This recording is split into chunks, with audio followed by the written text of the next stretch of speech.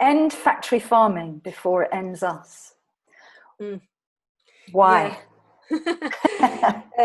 Yeah, it's a big overarching campaign that we're doing lots of different things, as you can imagine, under, because factory farming is responsible for so many evils, if you like, first and foremost to the animals themselves, obviously, but it's a lot wider than that. So factory farming is creating antibiotic resistant bugs. So we're heading towards an era where antibiotics will be completely useless. And I think that's very hard for us to get our heads around, because we completely take for granted that if we get an infection, whatever that may be, or even just cutting your finger on something, you completely take for granted that you can have an operation because of antibiotics. So you have to remember, with certain operations, people are loaded with antibiotics before they will operate.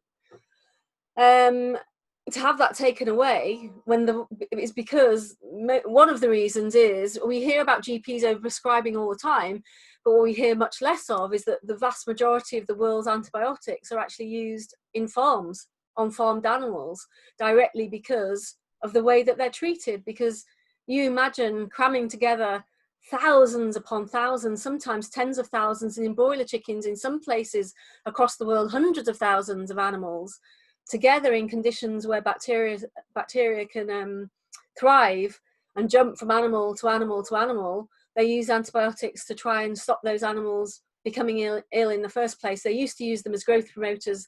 That's supposed to be illegal, but since growth promoting antibiotics have been banned, guess what? The use of antibiotics have gone up, not down. So they get around the law by labeling them as something else, which is very worrying indeed. So that's one part of it.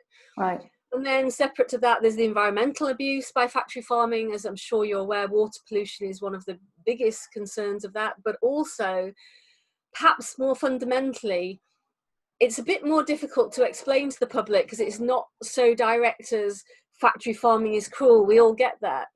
But what people misunderstand, because the meat industry want them to, is they think factory farms are there to help feed the people. So we need to cram all these animals together because we need to feed a growing population. When in fact, it's the absolute opposite that is true, because if you feed people the crops directly that are fed to those factory farm animals, you need 76% less land. I mean, think about that, 76% less land. We're running out of land, we're running out of wildernesses, which is one of the reasons the Amazon rainforest, there was 100,000 fires last year alone to make way for cattle grazing, and to grow soya, for example, to feed to farmed animals. That's not the fault of soya. There's nothing wrong with soya per se.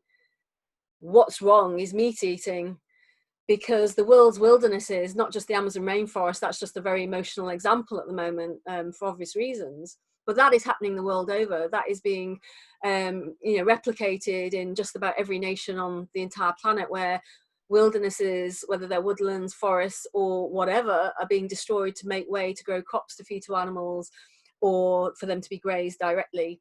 And because the animals use most of that food to feed themselves, in the sense of making bones and cartilage and growing and just being, for example, a cow, I hate using terminology like this, but they use 96% for themselves, i.e. it's not used to make food.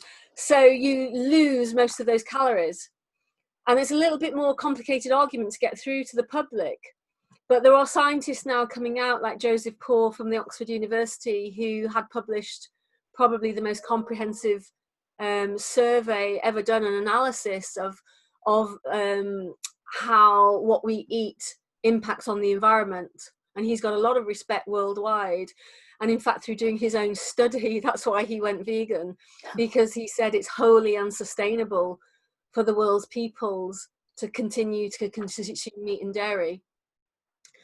So when you've got people like that saying that, who are right at the front line studying it, everybody really must, even if they don't care about animals, they really must sit up and take notice for the future of our planet.